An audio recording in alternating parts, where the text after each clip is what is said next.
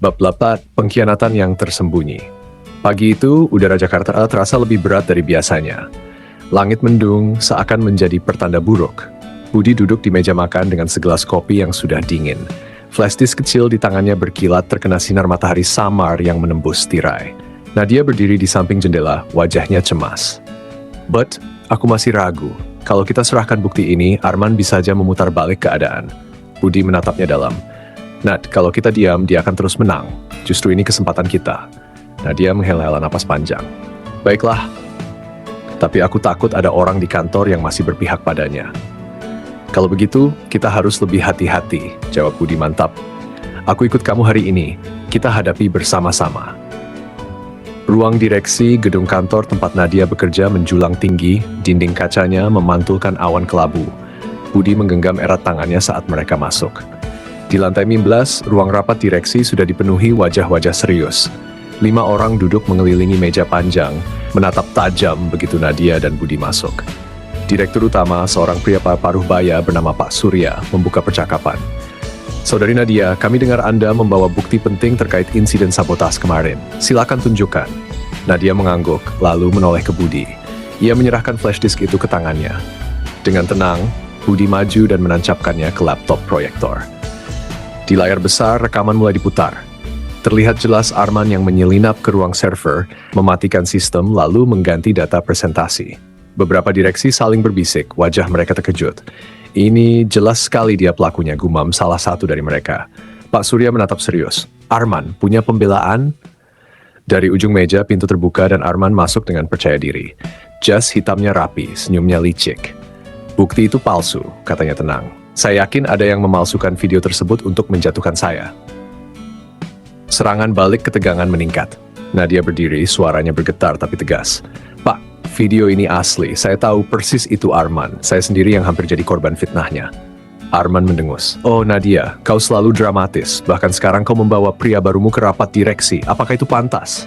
Semua mata menoleh ke Budi. Pak Surya mengernyit. "Saudara, siapa Anda?" Budi menegakkan badan. "Nama saya Budi. Saya saksi yang menemukan rekaman ini." Arman menyeringai. "Saksi? Atau dalang? Jangan lupa, semua ini bisa jadi trik kotor untuk mengangkat nama Nadia dan menyingkirkan saya." Beberapa direksi mulai berbisik ragu. Atmosfer berubah. Pengkhianatan tiba-tiba, salah satu direksi, seorang wanita elegan bernama Bu Ratna berdiri. "Maaf, saya tidak bisa menerima bukti ini begitu saja. Lagi pula, selama ini Arman selalu jadi karyawan teladan." Sedangkan Nadia, ia melirik tajam. "Punya catatan emosional yang tidak stabil. Kita semua tahu itu." Nadia terkejut. "Bu Ratna, Anda percaya dia?" Arman tersenyum puas. "Terima kasih Bu Ratna. Setidaknya ada yang masih bisa berpikir jernih di sini." Budi mengepalkan tangan di bawah meja. Ia sadar inilah yang ditakutkan Nadia. Ada orang dalam yang berpihak pada Arman. Pak Surya mengetuk meja. "Cukup, kita akan bahas ini lebih lanjut setelah tim forensik digital memeriksa keaslian rekaman. Untuk sementara, saya tidak akan mengambil keputusan apapun."